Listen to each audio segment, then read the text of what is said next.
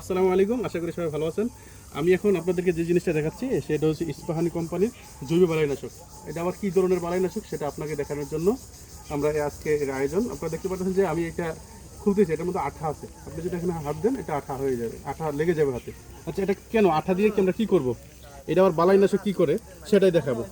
আপনারা দেখতে পাচ্ছেন যে এটা আমি খুলতেছি। আমরা এটা খোলার পরে আমরা এটাকে আমাদের জমিতে টানিয়ে দেবো। কী কারণে টানাবো, এখানে অনেক প্রকার পোকার আক্রমণ হয়। এই পোকার আক্রমণ থেকে ফসলকে রক্ষা করার জন্য আমরা এই ইউলু ট্র্যাপ, এটা বলা হয় ইউলু ট্র্যাপ, এটা হচ্ছে বালাইনাশক।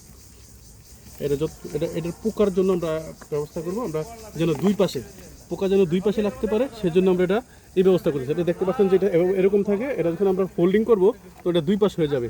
দুই পাশ হয়ে গেলে আমরা এটা এভাবে ছিদ্র করে টানিয়ে দেবো। টানিয়ে দিলে কী হবে, যত ধরনের পোকা আছে এটার মধ্যে তার গায়ে এই আঠাগুলো লেগে এখানে অবস্থান করবে, যে এখান থেকে ছুটতে পারবে না। এই যে ইউলোটেপগুলো দেখতে পাচ্ছেন, এই যে এটা এখন আমরা বাঁধবো চাই। আমাদেরকে একটু দেন বাঁধার জন্য। এটা আমরা এটাকে দেখতে পাচ্ছি যে বাঁধতেছি, এই বাঁধতে টানিয়ে দেবো। আমরা এমন এক জায়গায় স্থাপন করবো যেই জায়গায় সকল পোকাগুলা বিচরণ করে। এটা শুধু ছুঁয়ে দেবো। ঠিক আছে, এদিকে দিই। এটা আমরা একটু বেঁধে দেবো।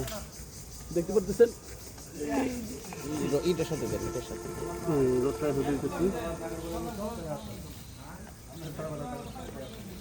আমাদের কাজ শেষ। এখন পোকাগুলো আইসা বেঁধে যাবে আঠাতে।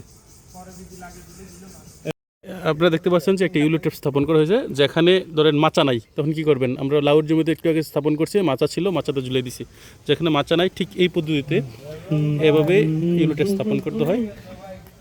দেখতে পাচ্ছেন যে কীভাবে ইউলোটেপ স্থাপন করছি। আমরা দুই পাশে দুইটা কাঠি বেঁধে আমরা দুই পাশে বেঁধে দিছি। এতে করে ইউলোটেপ খুব সুন্দরভাবে স্থাপন করেছি।